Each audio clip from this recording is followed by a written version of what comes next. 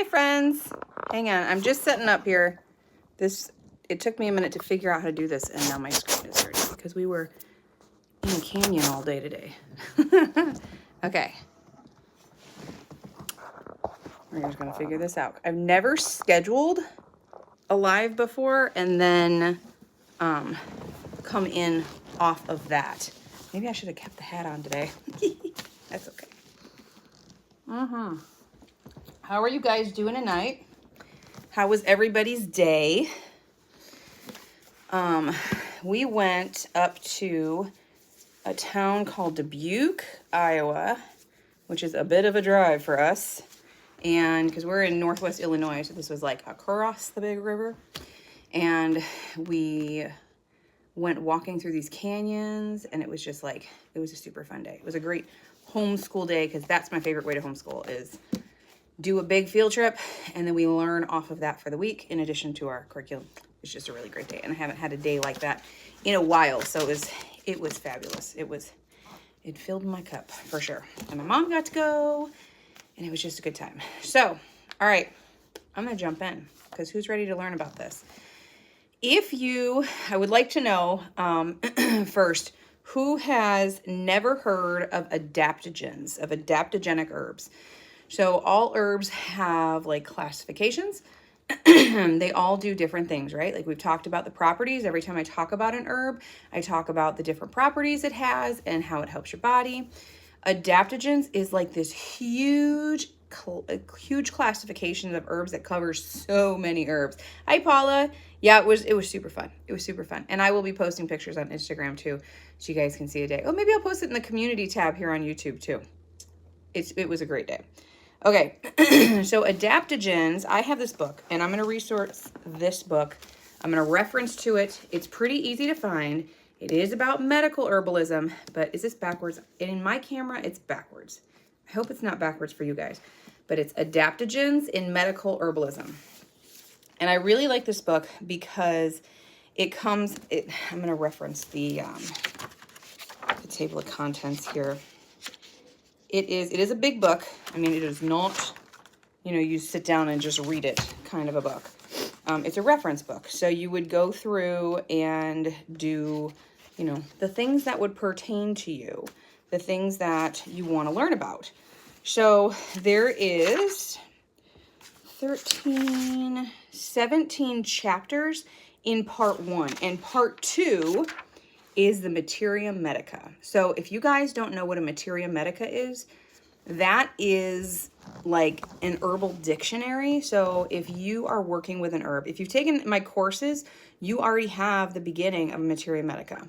If you print out any of my printables, you already have the beginning of Materia Medica. Materia Medica is basically your glossary of herbs that tells you all the details on each individual herb that you're working with. Excuse me. I did not take my Ella campaign this evening. I only took it this morning. And we're feeling it. So you'll be able to basically look through your own dictionary of these herbs, and you will have your notes in it. You'll have all of the details on the herbs that you're working with, but like all of the, the standard stuff that you can get from a book. But then you'd also put your own personal notes in there, and you would, put how you've used it and what your results were with it. And you'd have, things that you wanted to try or things that you've heard. Like this is a very personal herbal dictionary. It's called a Materia Medica, and everybody's Materia Medica is very different. It's very personal. Some people like to draw pictures of it. Some people don't have any pictures at all in them. Some people print out pictures or take pictures and just glue them in there. And I've seen some really beautiful ones. If you want some inspiration, I would say go to Pinterest so you can see them.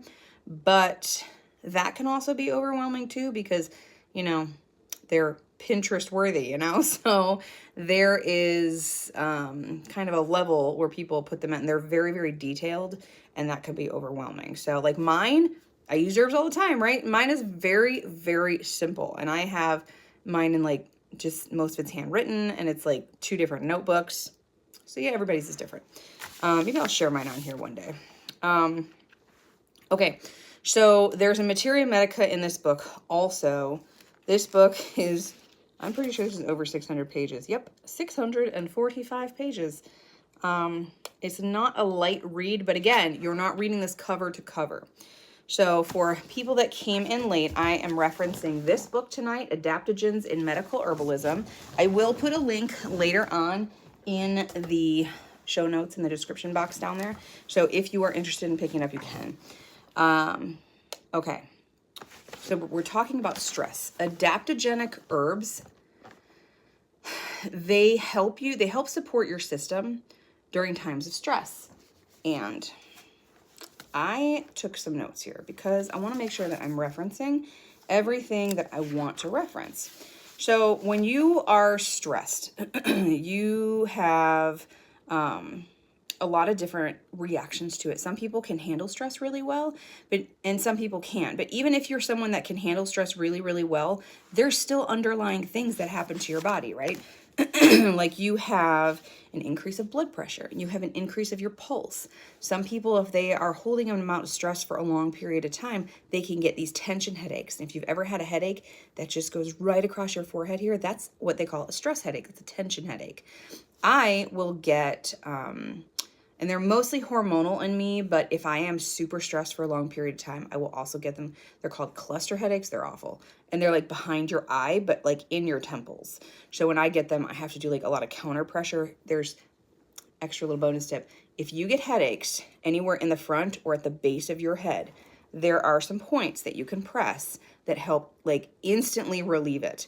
So it's the temple here. It's this point underneath your ear here, and all the way at the base of your skull. So if you do, it's really easy to do on another person. Like I do this on my husband, but if you push that point back there, right at the base of your skull, right underneath your skull, underneath here, and then your temples, and you just push at the same time, kind of in and up a little bit, and you can feel everything kind of like lift, and it takes the pressure off of your head. It feels so good when you have a tension headache.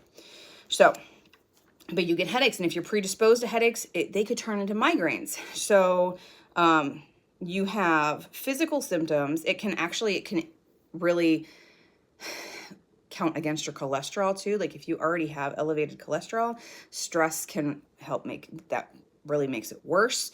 And if you're trying to fight it, it like prevents you, if you're trying to lower your cholesterol numbers, it prevents you from being able to do that. It can really work against you there.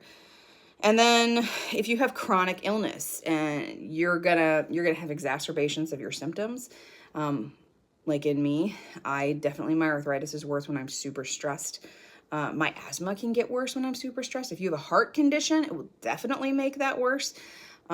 Pretty much anything, you name it, your gut, you know, people that have a nervous stomach and that things really come out on their gut. Stress is awful for people that have underlying gut issues.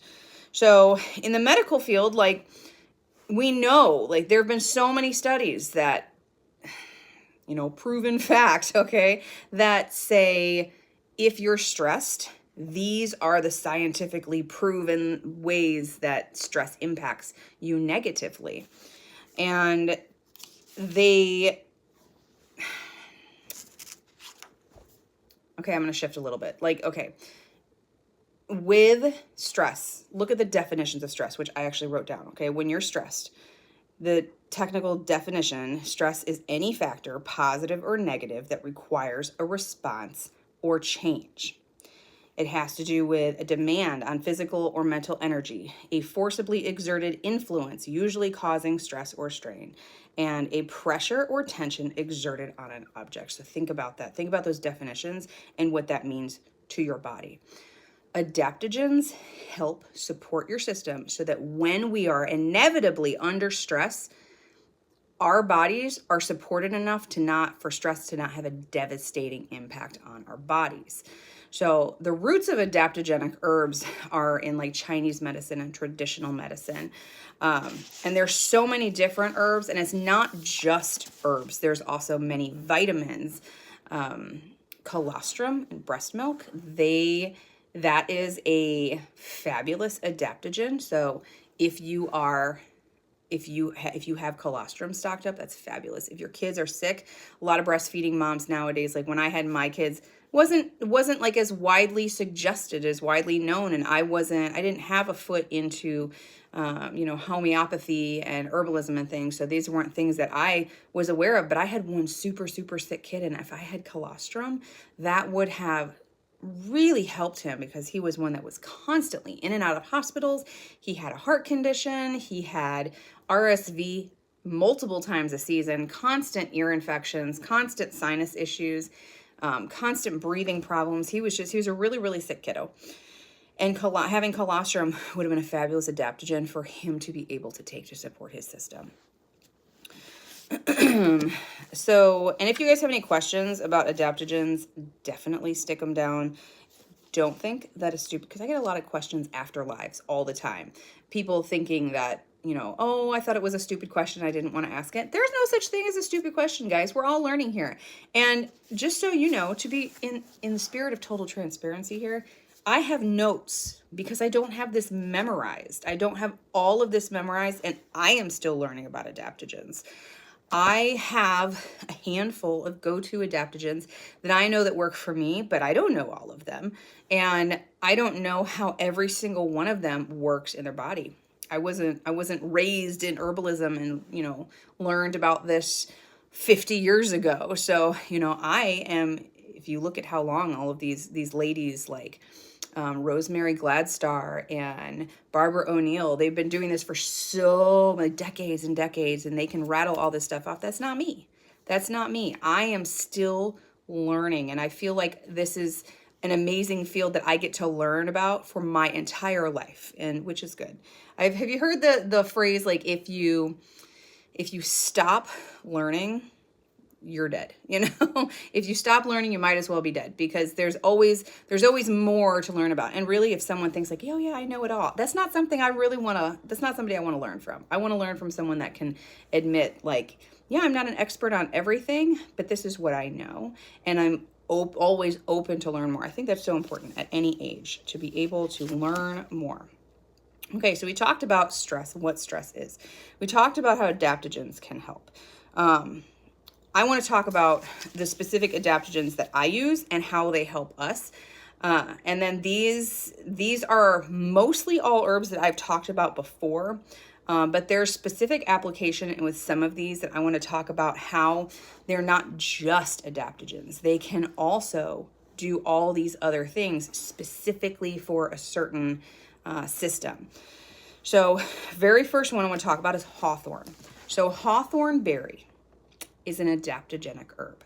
So these are herbs, you'll often find in adaptogenic herbs that they are toners. So they're tonic herbs.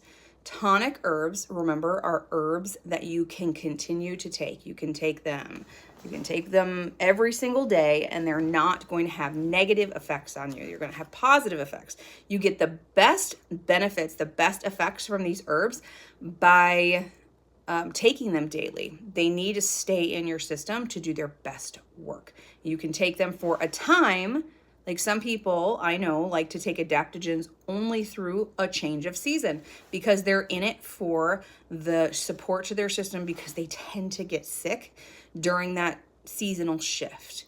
My asthma definitely gets worse during a seasonal shift. This fall to winter thing is rough, especially since I've got fall allergies. And I've talked many times about how harvest in our area is very, very hard on me. So adaptogens, very important for me.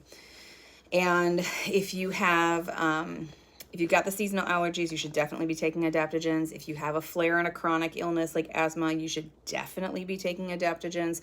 But there's adaptogens that are specific for that system. So like hawthorn.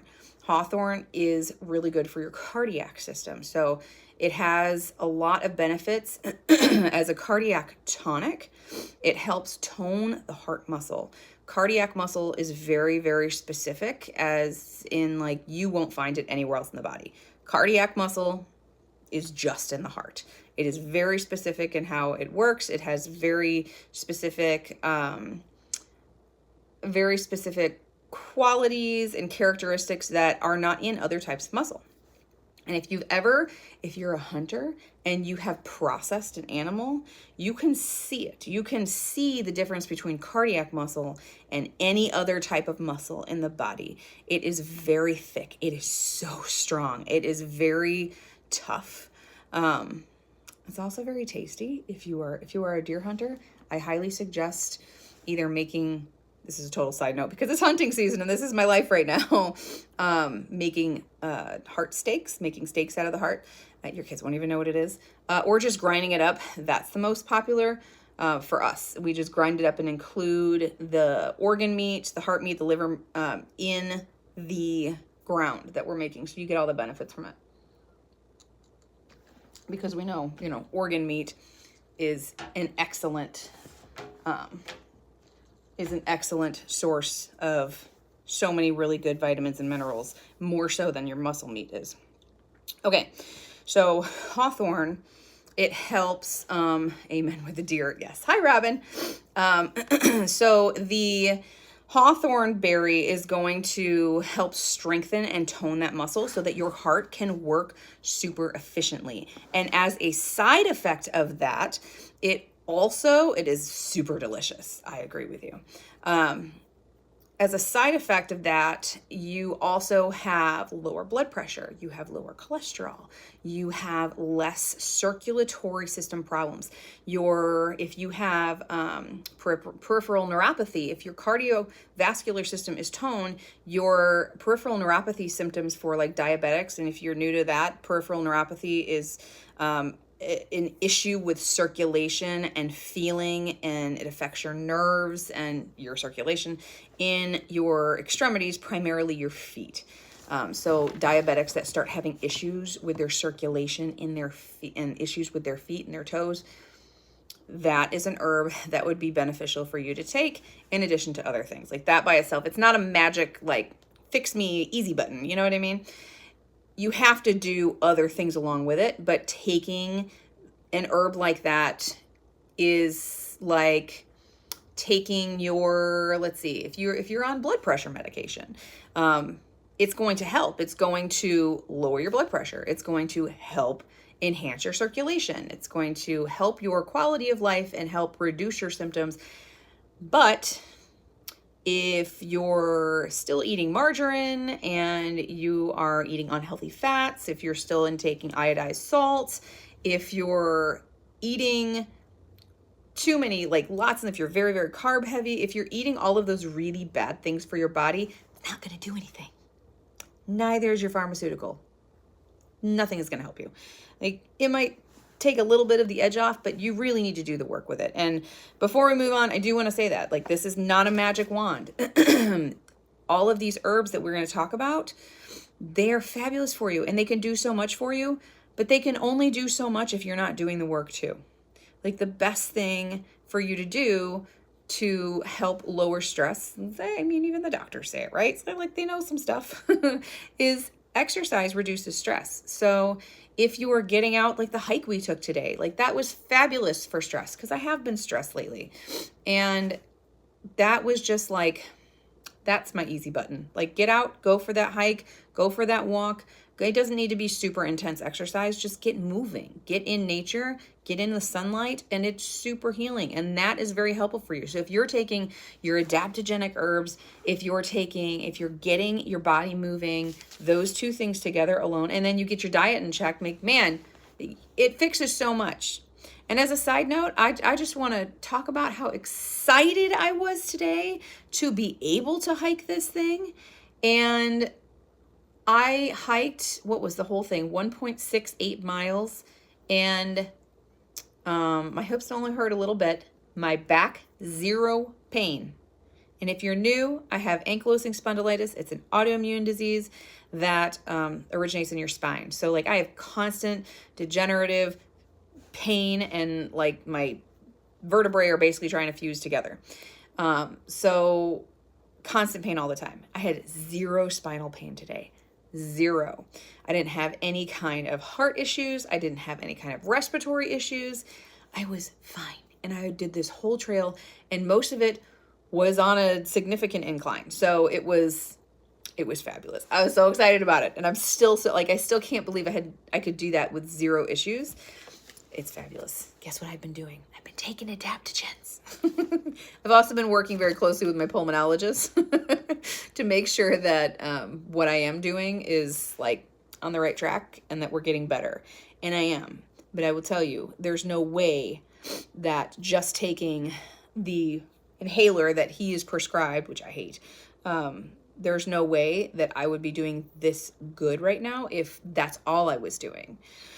So I'm going to talk to you about my, like this time of year, what I'm taking in my adaptogenic protocol, what I take and why I take those. So daily, I take a supplement, and I will put this one down. It'll be an affiliate link. All the links that I'm going to put, I feel like I'm going to sneeze. All of the links that I'm going to put in the description box below there. Bear with me here. Those are all going to be affiliate links because 2 reasons. One, I mean, you guys don't pay anything off of affiliate links. It's just like Amazon gives me like a commission, basically. It doesn't affect your prices at all. But 1, I can link exactly to the product that I want to link to, so you get exactly the one that I'm talking about. And 2, because I get a small commission, and I'm talking very small. But it's something. It's something, right? So it all goes to the farm. Okay, so I take curcumin, turmeric, black pepper together. Curcumin and turmeric are basically the same thing. Curcumin comes from turmeric. I say turmeric. Turmeric. I can't even say it that way. But turmeric is the herb that you're planting and you're growing. Curcumin comes from that. And then we take black pepper along with it because black pepper is what helps absorb that. If I were to just take turmeric on its own, then I would not have the best results. And I know this for a fact because I have done it. And I hear a lot of people with arthritis and with joint issues say the same thing. If you just take turmeric, it's not going to be as effective. Some people have 0 results. I had 0 results. That was my experience. Once I switched to this one supplement, then I take it 1 in the morning, 1 at night, and it is a night and day difference. So again, that's turmeric, curcumin, and black pepper together. The black pepper is vital. That's what helps your body, your gut absorb the turmeric and curcumin. Okay, so I take that daily. Tulsi is in every tea that I drink. I take hawthorn is in my heart and lung tea. If you have the my 50 herbal remedies to stock your home apothecary ebook, I'll put that down there too later. That recipe for the heart and lung tea is in that. Nettle daily. I take it in every single tea, and I take a nettle tincture also. My tincture blend that I'm doing right now is goldenrod, nettle, elecampane. And then I'm taking one that also it has goldenrod, gravel root, and stone root because I've been for the last few weeks not quite sure about what's going on with my kidney. If there's a stone that's trying to move through there or not. I'm not in pain, but like I'm just aware of it every once in a while. So I'm like, it's not going to hurt anything. Let's just take this to support it. And when I'm on it, I don't have anything. So I'm just going to stay on it for a while and see how that plays out. So I take curcumin, turmeric, black pepper, tulsi, hawthorn. I take magnesium, depending on the type. I take, which one do I take? Glycinate? I think I take magnesium glycinate. That is, the reason I take that is because it helps relax the smooth muscle. If you have asthma, excellent one to be on. If you have any kind of cardiovascular or asthma respiratory issues, that's a very good herb to be on, as long as it's not contraindicated with your other meds. You have to be careful with things like magnesium, sodium, calcium. Those are minerals. Those are vitamins that are going to, and potassium, that's what controls your heart function. So if you take too much magnesium, you're going to throw your heart off. If you take too much calcium, you're going to throw your heart off. Take too much potassium, you're going to throw your heart off, and sodium too. So if you have to watch the levels of that. And if you, like I said, if you're on other things, you just have to make sure that you are not going, whatever you want to take, that your doctor or your pharmacist, honestly, is the better person to ask.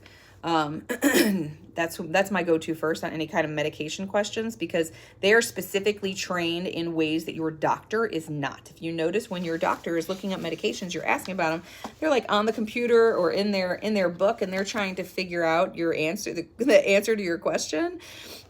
Or if they're like my pulmonologist, they will leave the room and like pretend they're going to do something else, and then they'll come back and be like, and the answer to your question is, so they will have to look that like specific medication stuff in it. Your pharmacist is just like, yeah, here it is. They know it. And they have access to a computer system that gives them way better answers. It's way more thorough. They can see all of the warnings, all of your contraindications, all of your concerns, all that information is there with them.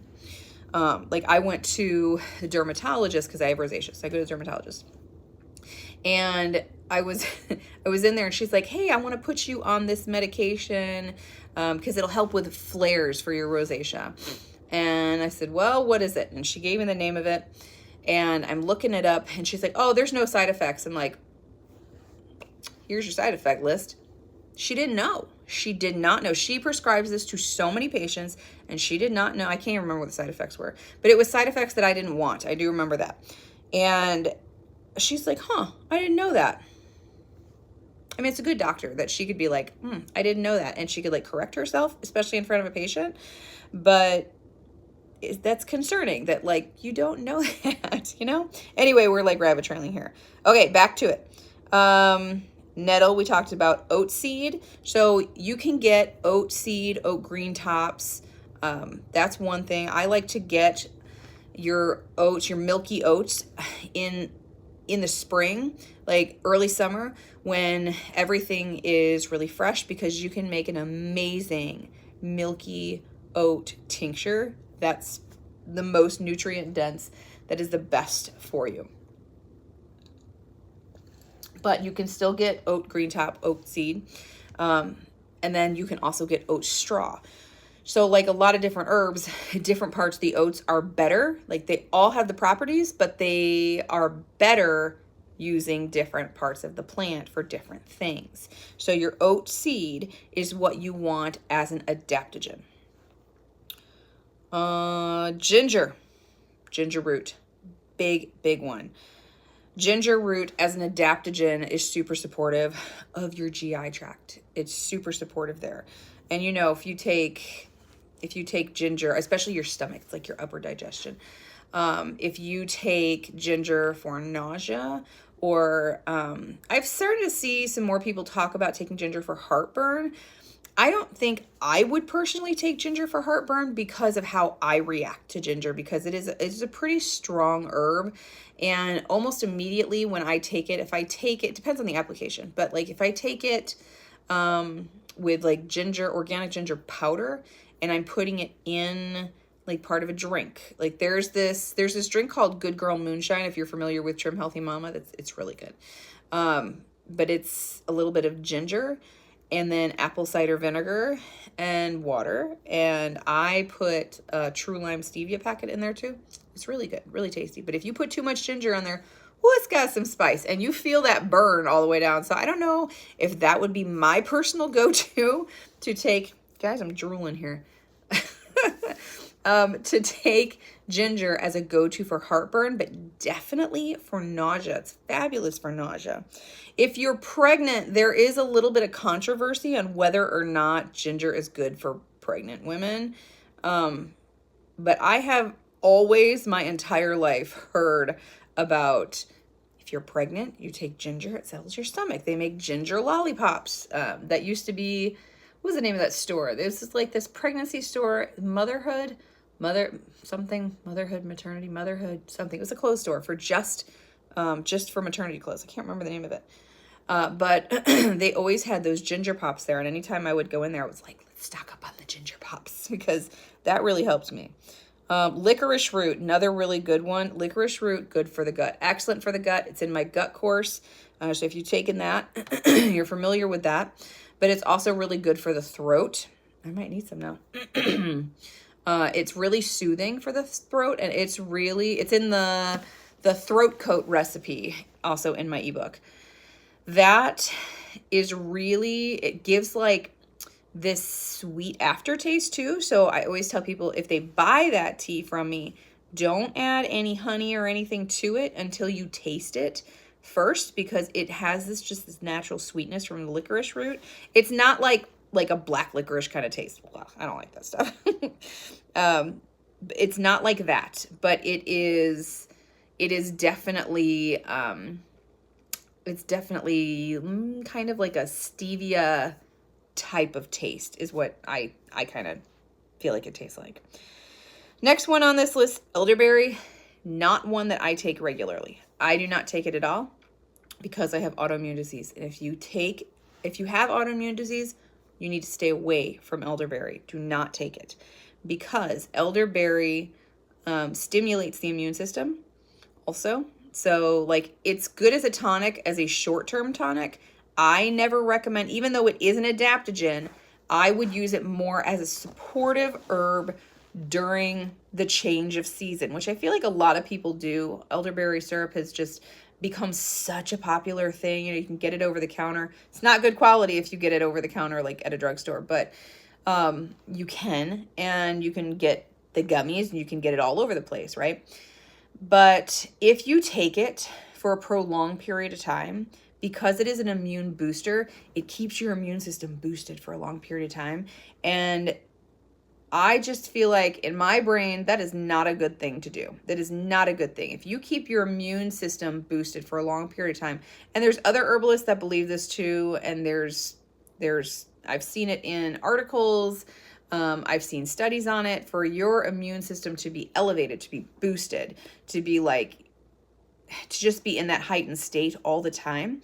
It tells your body there's always something to fight, and that can cause a whole myriad of other health symptoms. And why would you want to do that? So to support through the seasons, if you're exposed to something, if you feel like you might maybe be coming down with something, oh yeah, definitely great thing to take. But again, never, ever under any circumstances if you have autoimmune disease. Because if you have autoimmune disease, our immune systems are already in that crazy heightened state, right?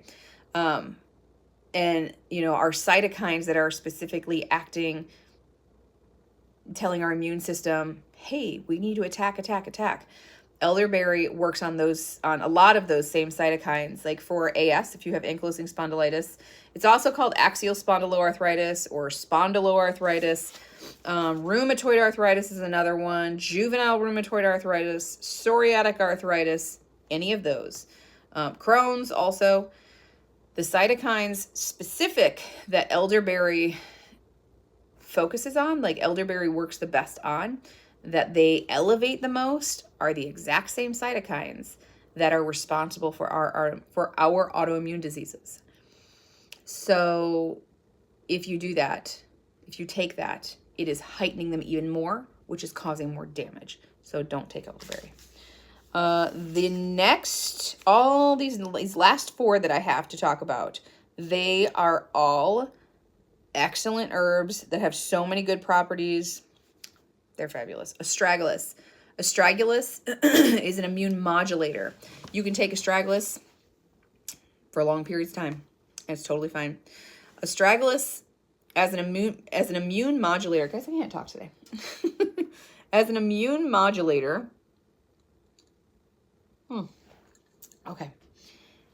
If your immune system is up, down, especially during times of stress, right? When we are stressed, our immune system is going all over the place. It's easier to get sick when you're stressed. It's so much easier to get sick if you're stressed. Immune modulators keep everything kind of like this. So everything's doing this. It's not doing this. It's just doing this. Astragalus, how do you spell astragalus? Astragalus. That is astragalus. Don't drink it in a tea because it's gross. It's gross. There is another, oh, who did that? Was it Amy Fuel? I think it was Amy Fuel a long time ago. It was a long time ago that I saw this. She had made, I want to say it was Amy Fuel. Fewell, if you want to look her up. I think is it the Fuel Homestead? I don't know. But she runs Homesteaders of America conference, if you guys are familiar with that. She's also an herbalist, and she's got a book out. I do have her book, but it's like really beginner. So I don't really reference it anymore, but it's a beautiful book. And she also has a book about using herbs for livestock, and we've used some recipes in that too that were good. But she adds astragalus to her elderberry. And if it's not her and you know that I'm wrong, please tell me, because I want to make sure I'm giving credit to the right person, but I'm almost positive it was her. She adds astragalus to her elderberry syrup. So when she's making it, she does the same thing, because when you're making elderberry syrup, it's a decoction. So you have to like actively boil or like more like simmer for a longer period of time. And astragalus is a root. So you're doing the same thing. So you can put them in there together and you boil them, cook it, and then cook your mixture down. And then you get your syrup. But it definitely changes the flavor. Astragalus is super strong and it does not taste good at all. As a tincture, fabulous, because I don't care how bad a tincture tastes, you're taking like this much of it. So it's fine.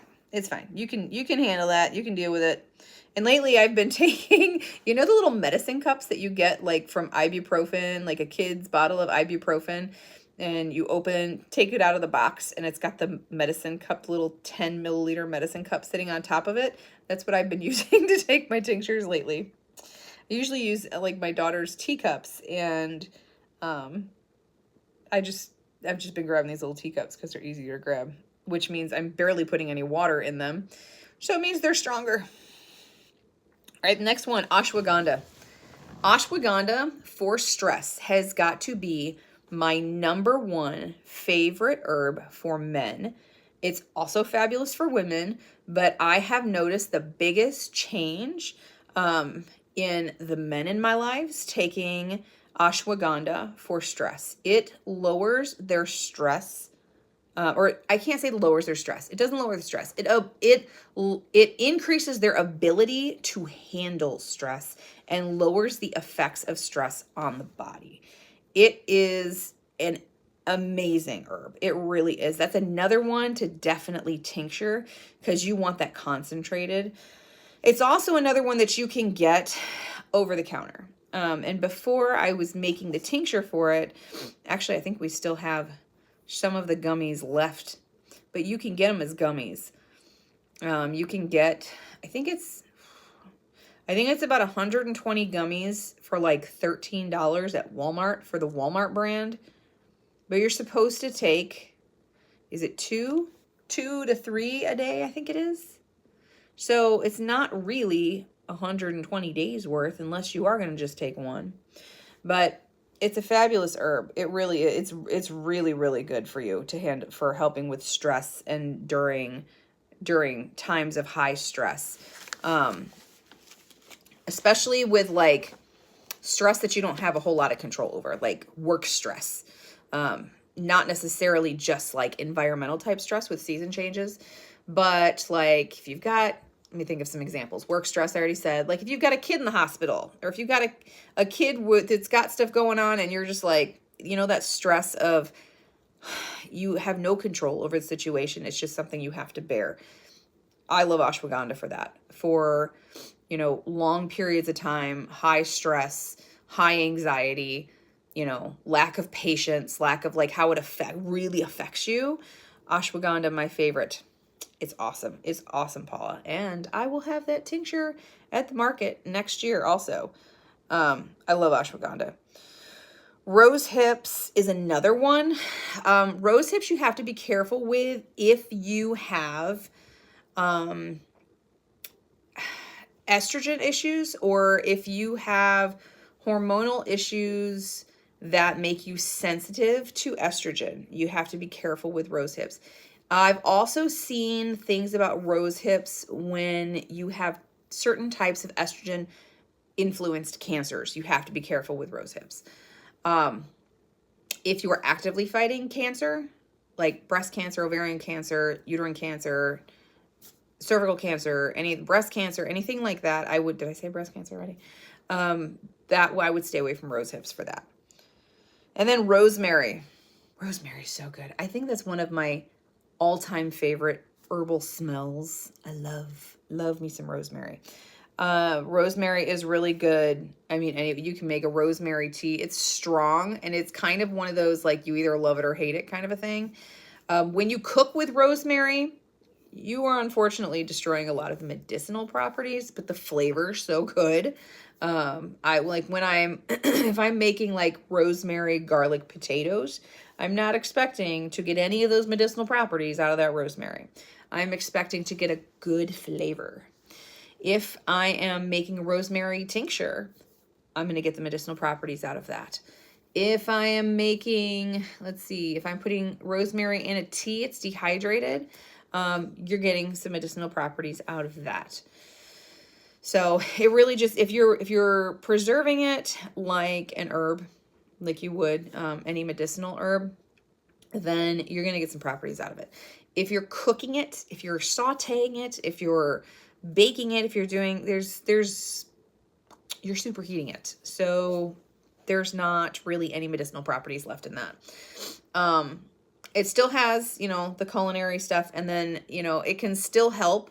It can still help with, the digestive properties and things. Rosemary is beneficial to almost every single system, but, it shines in more areas, like every herb. Like, it can be so beneficial for so many different systems, but it like really shines in a couple.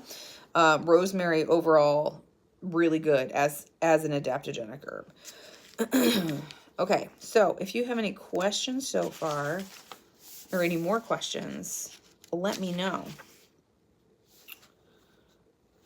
Otherwise, we can just chat for a few more minutes. You love rosemary, but haven't used it medicinally. So I really like rosemary tea. I have to put other herbs with it. I don't think I would really love rosemary tea by itself. That's very strong. I would do it. I like to have it in a tea, but it's like when you're tea blending. Oh, I shouldn't give too much of this away. I'm gonna do it anyway. All right. If you are tea blending, you have to get to know your herbs, because rosemary is so strong and it's an aromatic herb. So any herb that is super strong, like when you're smelling it, it's got a super, super strong smell. We call it an aromatic, and it's got all of those like aromatherapy benefits, and, depending on the different herb, but they have aromatherapy benefits, and they just smell super strong like that. Those herbs, oh wait, hang on. There's my brain again. Intense day. Those herbs, we got it back. Those herbs you use less of in tea blends. You don't want to do like, okay, let's look at my herb list here that I have written down for tonight. Okay, so if I'm going to do, oh, you know what? I forgot to mention one. All right, we'll talk about it in a minute. You want to take, say, a tea, just a general adaptogenic tea. You can do some nettle. You can do some hawthorn in there. Let's make it super tasty. Okay, let's make nettle, elderberry. Elderberry tea is delicious. Back before I knew all of the things about elderberry, I drank it and it was delicious. Rhodiola is good. So you can do equal parts of those. I would actually do double the nettle.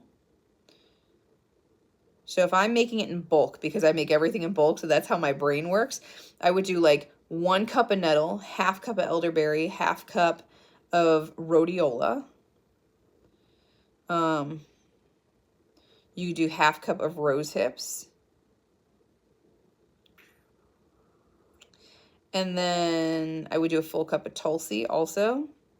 I would do a 1/4 cup or 1/8 of a cup of rosemary, because it is so strong. You don't want it to overpower everything, But that would be That would be a pretty tasty tea. Even if you took out the rose hips and just had the rosemary in there, it'd be very supportive to the elderberry. I would take out the rose hips. So you could do nettle, tulsi, what'd I say? Nettle, tulsi, elderberry, rosemary, just a little bit of rosemary. And adding rhodiola would be good too. Rhodiola is the last one. Rhodiola is a fabulous adaptogen too. That would be a really good tea. Oh, I want to write that one down and try it. Okay, there's 3 herbs that I just want to mention too. If you guys want to really dive deep and like find the studies, because there's studies out there.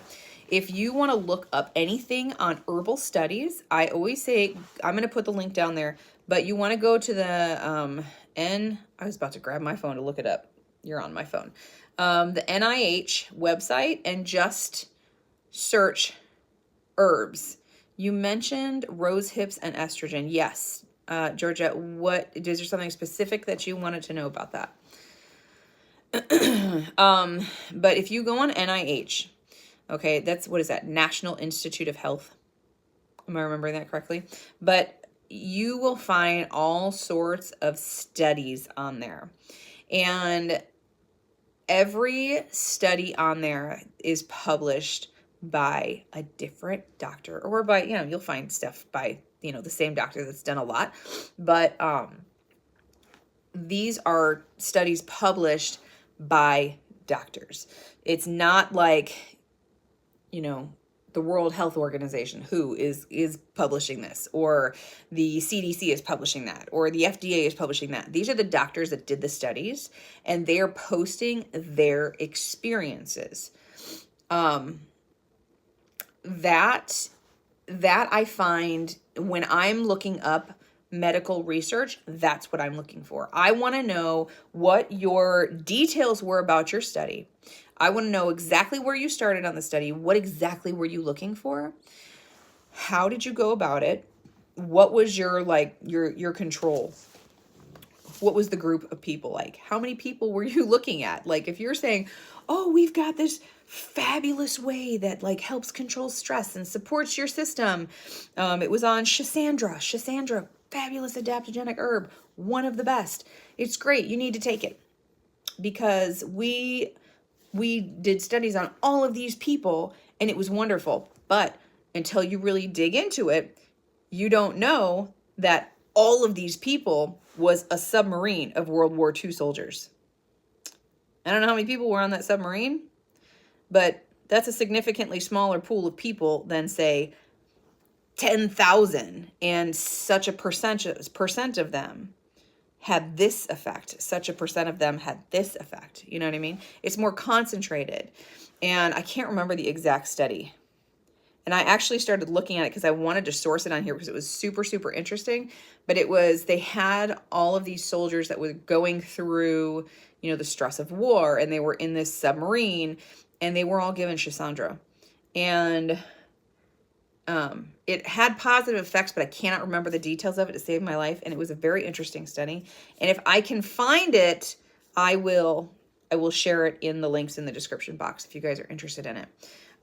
But that's what they have. They have all of that kind of stuff, and in there, and it's like the actual studies. It's like the nitty gritty of it all. It's the details. So that's what I like to look up. That's where I am looking for my information, my medical, the studies, the facts about everything. But there are 3 herbs that the medical community has accepted as these actually do work, and that's ginseng, rhodiola, and Schisandra. And then there was something in here that I have written down, page 579, and I don't remember what it was. Oh, is this Schisandra? Yes, it is. Okay, let me read what you guys have wrote, and then I'm going to read you guys this, because this was super interesting. I had a hysterectomy, I can talk, in May, and it seems when I drink rosehip tea, I seem to get a headache. Don't drink it. Don't drink it.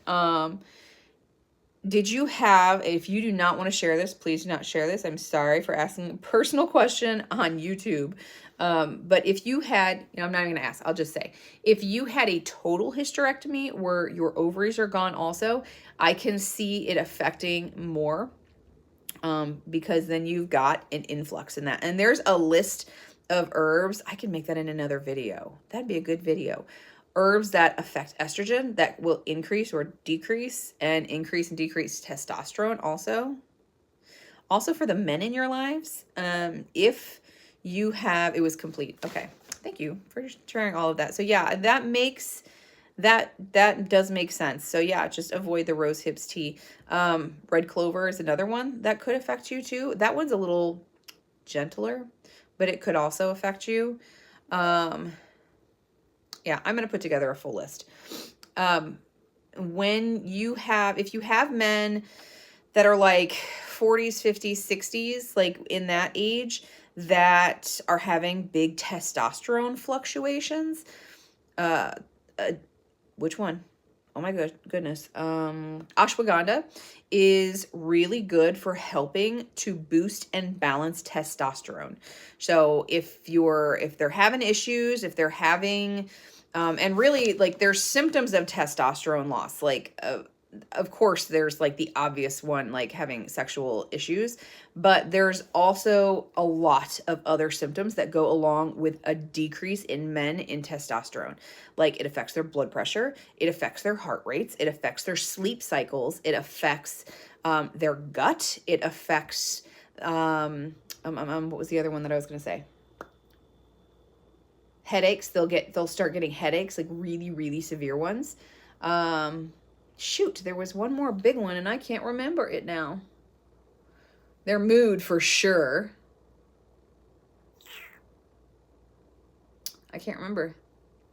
Oh, shoot. Anyway, it affects a lot. So if you start seeing those kinds of things, those kinds of warning signs, even if they don't have any kind of like reproductive issues in that department, they should definitely get their testosterone levels checked. And there's more than one. It's not just one testosterone level. There's several different types of testosterone, especially in men, that need to be regularly checked. And that should be a regular yearly screening thing. And if your testosterone levels are off more than once, even in women too, if your testosterone levels are off more than once, they should regularly be checked. And in women, don't worry. If you take ashwagandha, it's not going to increase your testosterone levels. Okay. And then were there other... Oh, Robin asked, rose hips makes me itch in soap or shampoo. Will ingesting it be a good idea? Probably not. I would stay away from that. Because, I mean, some people have a topical allergy to it, but they're fine internally when they take it. Some people are the other way around. Like they have a peanut allergy or a wheat allergy, but if it touches their skin, they're fine. My son's like that. Like he has a wheat allergy. He is allergic to wheat. It's not just he's gluten-free because, gluten is bad or like, anything like that. We don't do gluten for him. We don't do wheat for him, any kind of gluten product, because he has a legit wheat allergy. But in a lot of over-the-counter, man, guys, I'm just losing it today. A lot of over-the-counter beauty products and like soaps and things like that contain wheat in those preservatives, and people don't realize that. Did you know also that Subway, they have a preservative that they spray on all their stuff to keep it fresher longer? It has gluten in it. So there is not a single thing, if you are gluten-free, that you can eat at Subway. You can't even get a salad there, because there's gluten in everything. So, Robin, I mean, if it were me, I would avoid it. I would avoid it because if it makes you itch, are you sure it's rose hips? Or is it a preservative? Like something you could try is you could make a rose hips tea and like do a rinse in one section of your head, or like do a patch test on your skin and see if it's for sure rose hips. If it's rose hips that's in something that you're using, I would challenge you to really dive into the ingredients and see if it really is truly rose hips, or if it's rose hips mixed with a certain preservative. Because if that's the case, you may be allergic to the preservative or sensitive to the preservative and not to rose hips. So you got to like dive deep into it, because that's the problem with like herbal products that are on the market that are out in, you know, whatever kind of store. If you go to Walmart and you're picking up, I always reference Walmart because it's like, we live in the sticks. It's the only thing that's around here. So if you go into Walmart and you get, I used to use a cleansing conditioner for my hair instead of shampoo. That was a lavender one. And then when that went off the market, it was the best. Oh, it was the best. I loved it. My hair was never healthier since before or after that. It was just the best thing ever. But that brand is now no longer, and another company started doing something like it, but there's preservatives in it that I cannot do. It was causing so much scalp irritation, I couldn't do it anymore. So there's that. But yeah, just really dive deep, because all of the stuff that's on the market that has all the preservatives to make it shelf stable, there's a lot of junk in them. And really, that's why, like, if you want to get something, natural beauty products, most homemade soap, it depends on the ingredients, but like my homemade soap, you can use it as shampoo. You can use it head to toe, face, hair, body, everything. You can use it as a shave bar. Most of the ones that I make have a really good slip, and they have a good bubbles lather on it, so you could use it. Men use them as shave bars too. But you just got to kind of play around with that and try some stuff. And anybody that's making homemade soap, you really have to analyze their ingredients too, because a lot of people say, yeah, this is homemade, but they're putting things in it because they want to use certain ingredients because it sounds good, but really they're not good, whole, pure ingredients. So you really have to research, which is a shame, but you do. Okay, so this thing on Schisandra. Okay. All right. Schisandra's many beneficial actions include, I'm going to paraphrase this because it's a very long, adaptogenic and anti-fatigue. It normalizes and strengthens the entire body, increases the organism's general resistance to deal effectively with stress. It lowers the stomach pH in cases of hyperacidity. It raises pH in cases of hypoacidity. And that's one of the things and that says a classic description of a true adaptogen. So your astragalus, you know, how it, instead of doing this with your immune system, how it keeps everything kind of balanced, that is a sign of a true adaptogen, something that is going to balance you. It is antitoxic and antioxidant, protects your DNA from damage. It is a liver protective, so hepatoprotective, induces liver detoxifying enzymes. That's very interesting. I am such an herb nerd. Stimulates biosynthesis of protein and liver glycogen. Cool. So it's going to help with your blood sugars. Hi, I can't see what your name is down there just because I'm on my phone and it's small, but hello.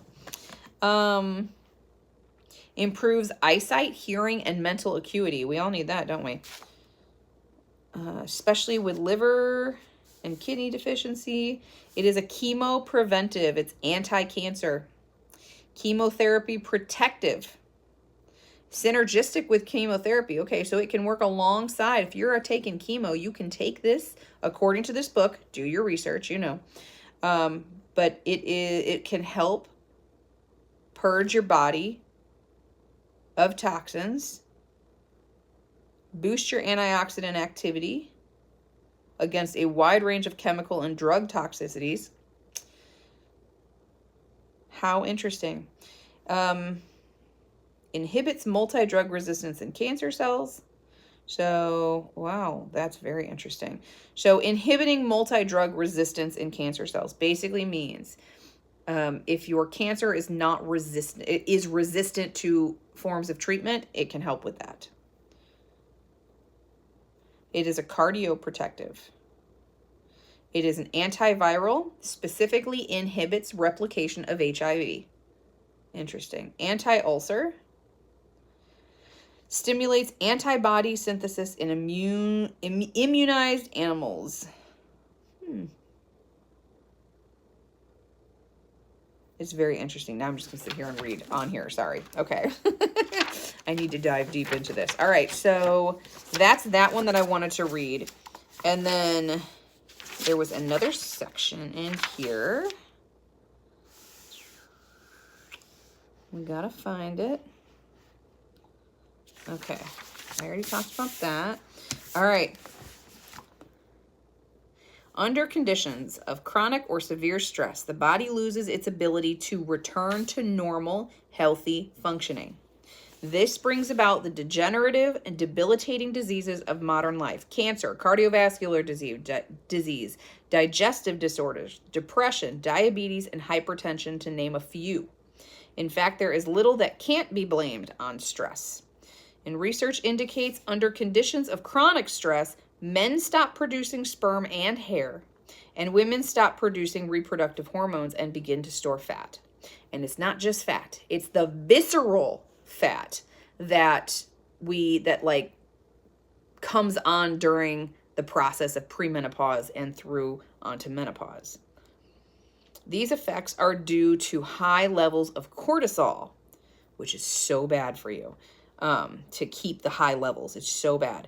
A glucocorticoid hormone, that's what that is. Glucocorticoid means basically it can affect your blood sugar too. Hormone released by the adrenal glands during high stress events. Wow. 4 requirements necessary for survival: energy, protection, reproduction, and adaptation. Adaptation. Adaptation is vital to survival, but adapting to things, changing to things is so stressful. Even if it's a good change, it's super stressful. All right, I'm going to share something. And it's like this big secret, but not a secret. Like if you're local and you know me, you probably know this already. So a couple of you on here, you know this already. But I have not shared this publicly yet. Our plan. Okay, so we are 100% sure we want to do this, but like everything else we've tried to do when it comes to that farm, it all comes down to what our wonderful economy is going to allow us to do. So, but it's looking totally possible. It's looking very, very doable. In the spring, we are planning on moving out to the farm into an RV. Yes, we have 4 children. One of them lives with us just, he's away at college, so he's just with us during the summer. But then he's going to be working full time during that, so he's like in and out, but he's still sleeping there. Like he still takes up space. He still takes up residence in our home, right? So we are making space for him, obviously, keeping space for him. But we will have 4 children and us and 2 cats inside a camper. And it'll be a nice one because people do this now. The campers nowadays are super nice. But that kind of change, even though it's so exciting, we're all very excited about it because we just want to be out there, right? We don't care. And it's almost 11 acres. There is space. And we have our cabin too. So there is space. There's lots of space. And we're very excited about it. But that kind of change is super stressful. Not just the change of going in there and living in that kind of space, but also there's the whole, I have to spend all of winter now painting the house, patching up little things here and there that you just have from life.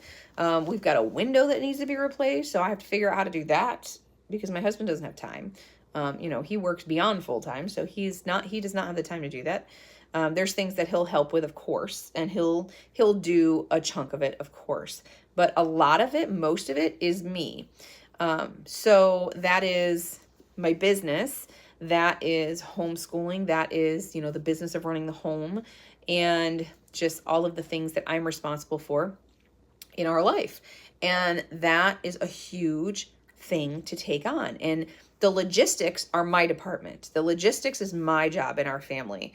Because I'm the one that makes sure, I think in a lot of traditional families, I'm the one that makes sure everything is running smoothly and that everything is getting done that needs to be getting done. And that is very, very stressful to be where we're at and to be okay. And now we're changing not from in this house, but to over here. And that completely changes the logistics. So that stress is enough to send me into a flare. That stress is enough to really, really make pretty much everything that can render me not functional for a prolonged period of time go nuts. So that's my asthma, that's my AS, that's so many different things that could really stress me out and just make things that much more difficult. Thank you, Paula. But can ashwagandha be done in a tincture? Yes, absolutely. That's my preferred way, is to tincture it for 8 weeks. Tincture that for 8 weeks.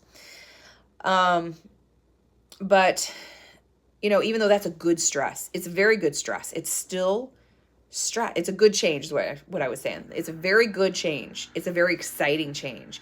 And like, I'm not nervous about it. I'm not scared about it. I'm not like, oh my gosh, is this the right decision? We know we're going for it. This is going to be fabulous. It's going to be awesome. We're very excited about it.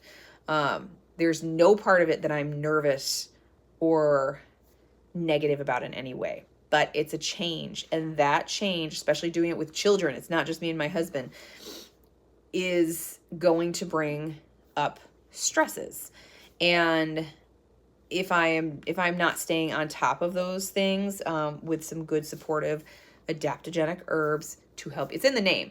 Adaptogenic helps you adapt, helps you change, helps you, do these things that are vital to survival. Then it's not going to be a good experience. It's going to be negative, but we don't, we're going to be okay. We're going to be good. And it's very exciting because once we're there, then we can do, if you're local, all of these things that we can do on the farm is going to like really ramp up. And there's going to be some really great things, and it's going to be super exciting, super exciting.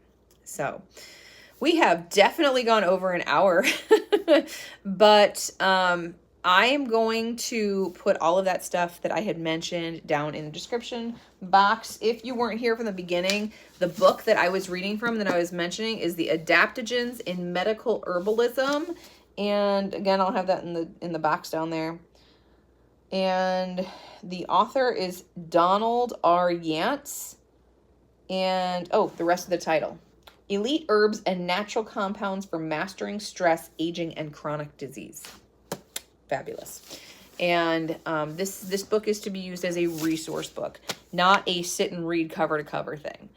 But it's a very, very, very good resource. And it's not over your head difficult. This isn't like, if you got the medical herbalism book, that one is more technical. And there's a lot of things like you need to be familiar with some things, like some aspects of microbiology and phytochemistry, not too much. Like, you don't need to have a degree in it, but you just need to be familiar with some biology and chemistry concepts, basically, to be able to comfortably follow that. Chemistry was not my strong suit at all. Phytochemistry is better. Phytochemistry is easier because it's plant chemistry. It's definitely easier. But that book, way more technical. This book, not nearly as technical. It has some technical parts, but you can just omit that stuff if it's not your cup of tea, and you can just read through the rest of it, and it's very easy. I mean, I just read a little excerpt from it, and that's about as complicated as it gets, just in the general reading portions. And then there's lots of reference to other things and other studies within this, lots and lots, like pages and pages. Like when they start talking about anti-tumor and chemotherapy stuff, like then you've got a whole page and a half of all of their references, where they got this information, what studies they're citing, and all of that. So like you could really dive deep into adaptogenic herbs and how beneficial they are for your body here. Like the proof is in there. And this is why I love these kinds of books like this. When I'm referencing books and I'm suggesting books to you guys, this is stuff that I trust, because with my medical experience, like it's really easy. And I think just the way most of us were brought up, where you're brought up kind of saturated in Western medicine and conventional medicine. And that is where your comfort lies. You go to the doctor even though they're not going to be able to help you with everything. You go there hoping for help, and really, no medication that you give me for this is going to help. No, or it may help, but it's not going to fix it. You're putting band-aids on broken arms constantly. That's where I feel like the connection between conventional medicine and herbalism comes in. Because one thing, this conventional medication that they're giving you, this pharmaceutical medication, it's not going to fix your high blood pressure. You have to have this other component. You have to have the herbalism component. And it's not just herbalism. When I say herbalism, it's not just taking the herbs. There's this whole other component to it about your lifestyle. Okay, hi random cat. So you have to have all of those pieces together, and conventional medicine does not push all of that. They go, here's your prescription, go take this, see you in a couple weeks, and that's all you get. But you really have to, there's so many different pieces of wellness that fit together to really have good wellness, to really have good health, to heal. You can't just do one piece of it. You have to let them all work together. So I'm going to continue to ramble. So thank you guys so much for being here. If you have any other questions, leave them down in the comments there, or you can always send me a message.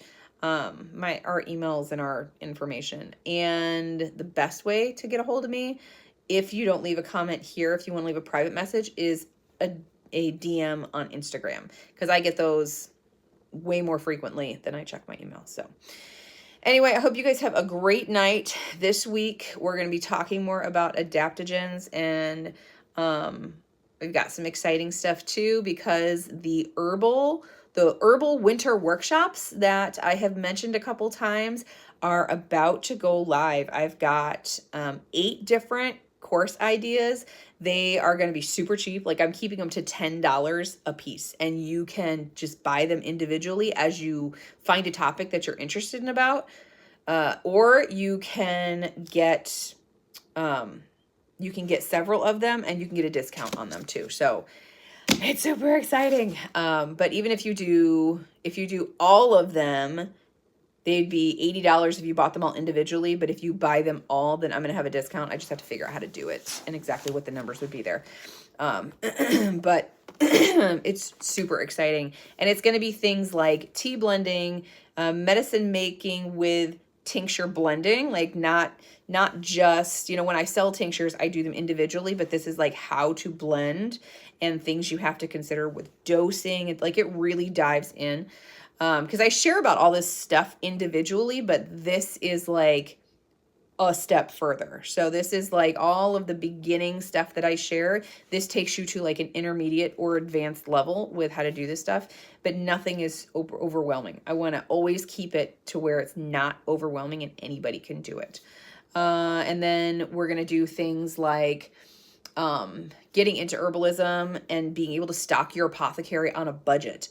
And I get into some really good ideas in that. So many good things. It's so exciting. So I will have more information coming here. But again, if you follow on Instagram, it's the best way to get the information fast.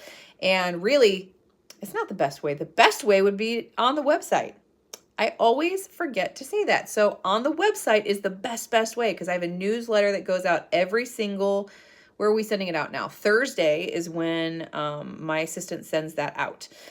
Every Thursday. And that has all the information for the week, everything that we have done and things that are coming, the links to everything that you need, and all of that. So if you have not checked out the website yet, definitely check that out. There's also, I'm throwing so much at you guys. I'm sorry if it's too much, but there's also a page on my website that says free resources. There's like 8 ebooks on there that are totally free. And like one is on herbs for the gut, one is on herbs for the lungs, one is on how to make herbal oils, infused herbal oils. There's one is like all about nettle. There's so many different things on there that are so good. They're all printable and you can download them. All you gotta do is just plug your email address into it and then it comes straight to your email and you're good. So Go check that out if you haven't. And you guys have a great night, and I'll see you guys later. Bye.